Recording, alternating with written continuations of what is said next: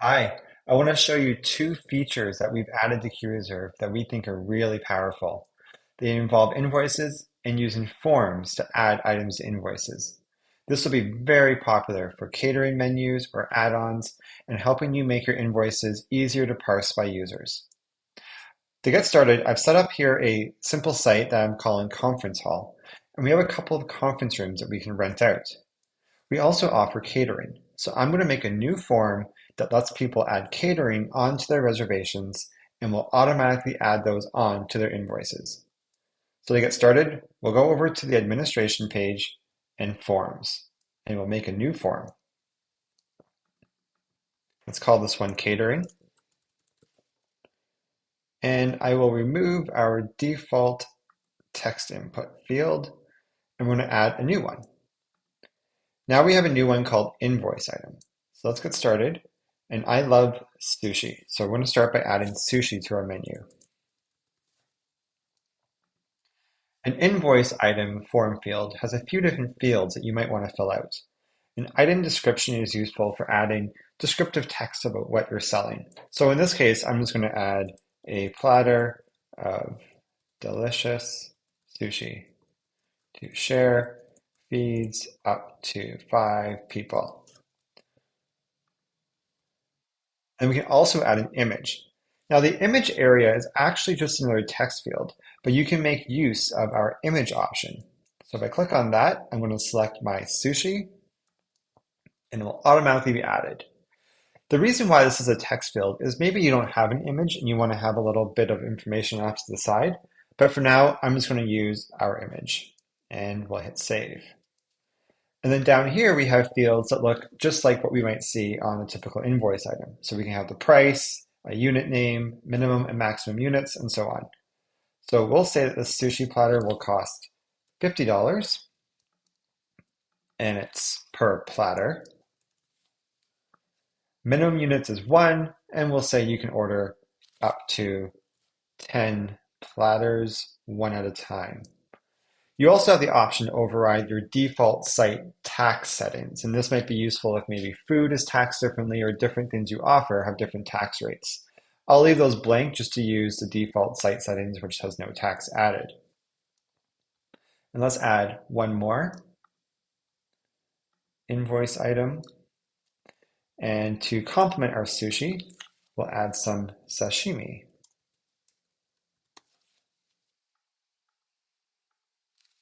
Just the fish. And again, I have an image that we will add on.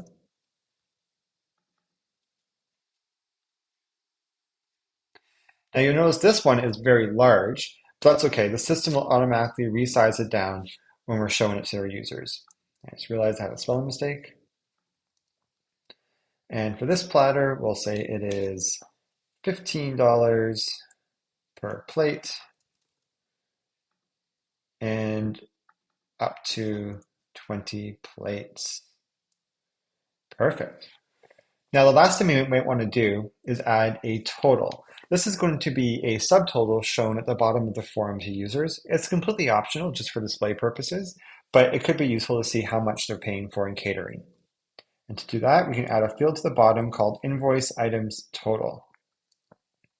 Now, the secret here is this is actually just one of our computed forms that runs a script to calculate the total of all the other form items on that form, but it's all pre-built for you and you don't have to do anything. So the first thing I'm going to do is just preview this form to make sure everything looks okay. So here we have our sushi and sashimi and a subtotal at the bottom. And we can check that it works by ordering 1 platter of sushi, and let's do 2 platters of sashimi. And there we see the subtotal works as we expect.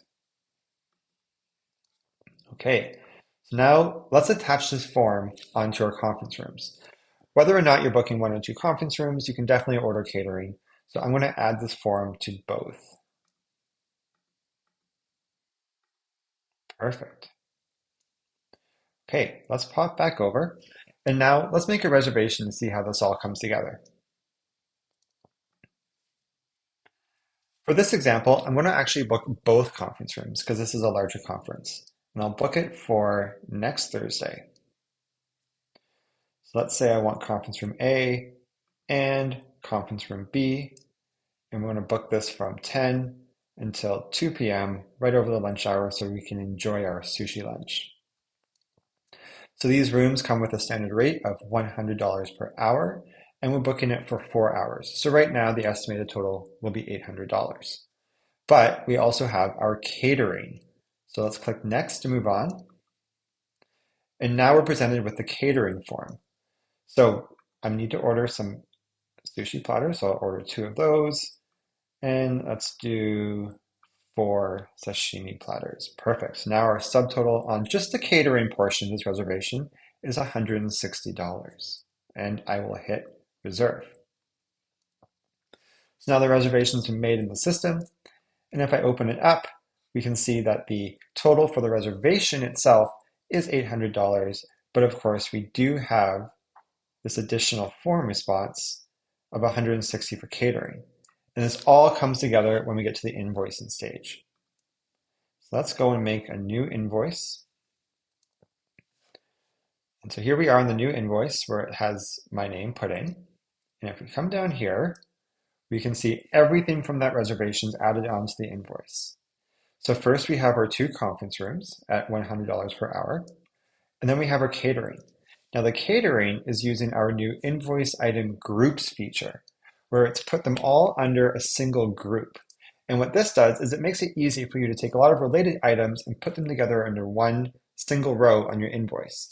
And then you can choose whether or not the user can see that portion of the invoice. So for now, I'm going to just say, let's keep it there and we won't hide the details so we can see what we're ordering. And we'll do save invoice, mark it as sent, and I'll disable editing so we can see what this looks like to the end user who receives it. So now we can see that we have our 2 conference rooms and then we have catering at 160. Or I can show the sub items where it breaks it out into showing the 2 different options. Now, while I'm here on invoicing, I want to show you one more feature that we have when it comes to invoice groups. When you have a form with invoice item form fields, a group is automatically made for you. But you can also make your own groups with your own invoice items. So to do that, I'll go back into edit mode for this invoice. And I'm going to make a new group. So I'll say add new item group. And let's call it conference rooms. And under description, we'll say access to all conference rooms. Excellent. So this is our new group. The group total is 0 because I've added no items to it. Also, I think this should appear above the catering, so I'm just going to move it up with these arrows. And now there's 2 ways that we can move items into a group. The first one is you can simply click and drag that down like this, but that can be quite tedious if you have a lot.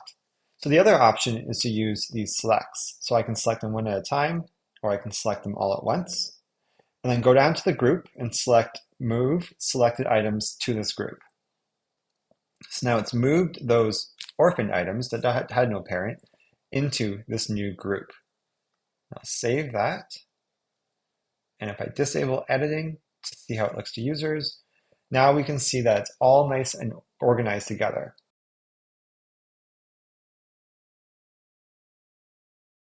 And if we turn off sub items, now we just see these lines. So we have the conference rooms total at 800 and catering is at 160.